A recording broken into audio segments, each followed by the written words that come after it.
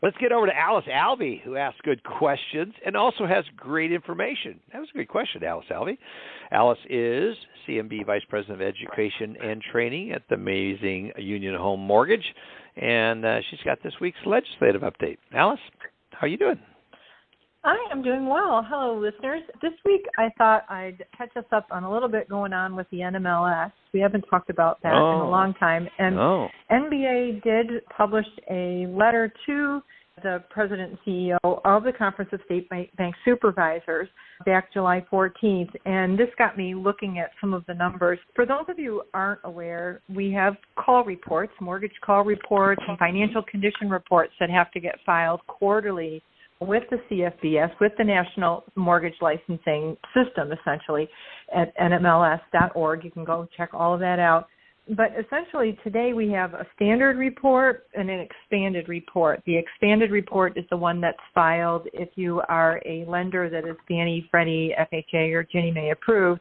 And they're looking at combining those two reports for those companies. Okay. Now, creating one form, and this is supposed to go into effect for Q1 of 2024's filings.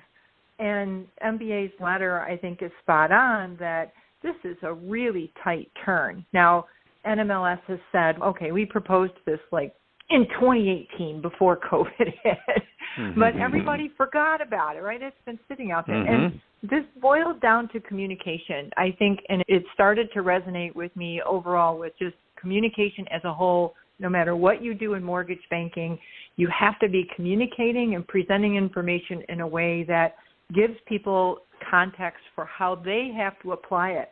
When you go to the NMLS website, they've got, here's the old report, here's the new format we want you to file, and they basically try and say, don't worry about it. Only the stuff that applies to you will appear when you go to file online. Not everybody files online, and when you really look at the weeds, this is going to impact small mortgage companies more so than the larger ones.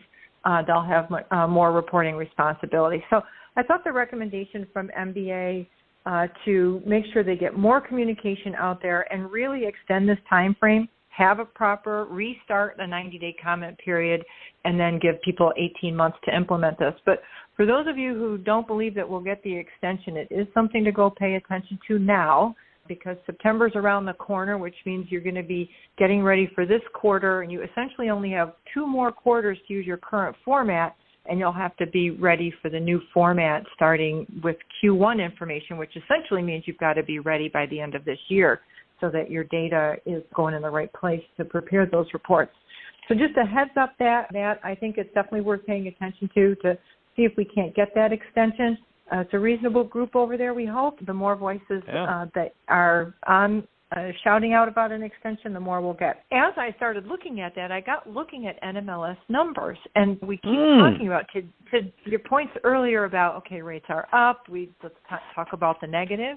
Do you know there are more loan officers today and so the last numbers, I got to qualify my statement. So Q4 of 2022 was NMLS last report. Do you know their number of loan officers is increasing? Really? So we talk about rates going up, but the number of licensed loan officers has also gone up. There are over 600,000 licensed loan officers. Now, that includes the federal registration individuals as well. So at the federal registration, their numbers went down, but the individuals for state licensed entities had a 7% growth. And on average, so there are over 1 million licenses increase. So that was an 8% growth in the number of licenses. Yeah, 8%. So I thought that was interesting. Look, there are more loan officers, and more loan officers are getting licensed in more states.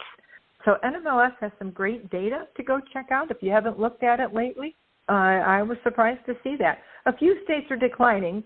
Kentucky, Mississippi, New Hampshire, Arkansas were on the declining list, but the rest of the country is making up for that. So heads up, there's growth out there, and people are seeing opportunity and still getting into the business. That is encouraging. And you know who's doing a really good job of bringing people into the business? Union Home Mortgage.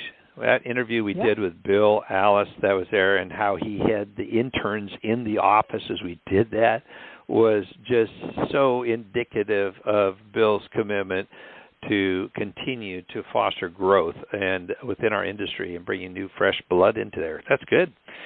Tied that little anecdotal note in with to your report. Good stuff. Thank you, Alice. Appreciate it very much. You're welcome. Any question? Anyone have any questions for Alice? Mark, David? Good. Not at all at once. Good. I was going to say, not all at once, please. Yeah. So stunning, we're just speechless, Alice. We're just speechless. That's so good. Alice, this is Mark. What were some of the states that had the largest increase in loan officers? Oh, let me look. I have that. I think I still have it open here. The states with the biggest increases, let's see, going up, individuals. Let's see, going up. Increases. Maine had a 4% increase. Missouri had 3%. Indiana had a big increase. I was surprised. Indiana, 3% in Georgia, 2 to 3% through Alabama, Alaska, Arizona. Not giant increases, but going up nonetheless. So maybe that just means people aren't retiring their licenses when they should. There's that. It's definitely a dog-eat-dog world out there right now, and I think the thing is we are finding companies like Union Home that are recruiting new people in. I celebrate that. We need new blood in here, and we need those that are in here now and working away at this, forming the right attitude, which is something we're always talking about here at TMS and something Kittle's talking about there at TMC.